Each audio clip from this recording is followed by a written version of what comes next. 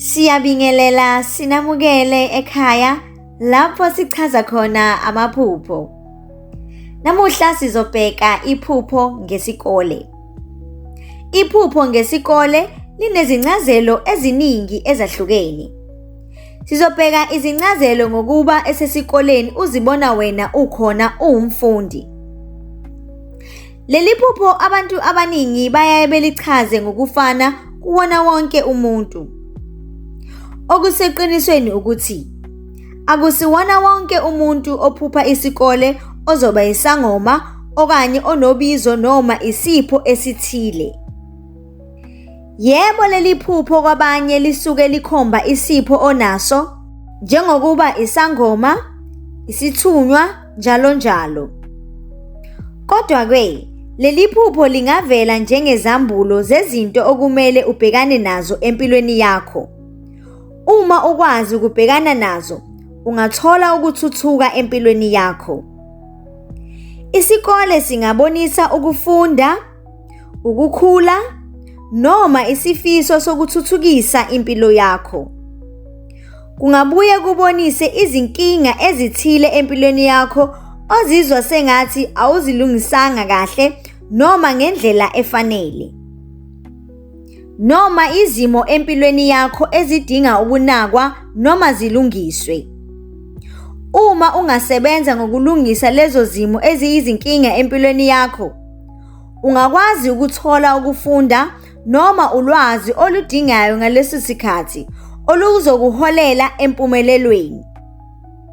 Uyazi, kwesinye isikhathi kuyaye kwenzeke ube nalolu hlobo lephupho isikhathi eside. Mhlawumbe futhi kube iminyaka ulokhu uba nalolu hlobo lwephupho. Kanti-ke kwesinye isikhathi kusuke kuyimpilo okuyo noma isimo sakho sempilo noma ekuhlaleni kwakho. Njengokuba sebudlelwaneni obungebuhle, ukubheka umsebenzi isikhathi eside, nokuhlala ubalisa njalo empilweni yakho kodwa kungekho okwenzayo. Leli phupho lingaveza ukuthi lapho okhona yilapho okufanele ufunde khona uzokwazi ukuthuthukisa impilo yakho. Ake sibheke ngokobudlelwane. Leli phupho lingaveza ukuthi sekuyisikhathi sokuba uthathe isinyathelo ngalolu budlelwane. Futhi mhlazane washintsha, ufunda lukhulu kubona, impilo iqhubeke, ikhanye futhi ithuthuke.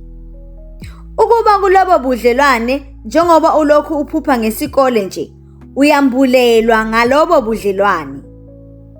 Ngokomsebenzi, kungabonisa ukuthi ake ushintshe ubheke komunye umkhakha noma kwenye indawo.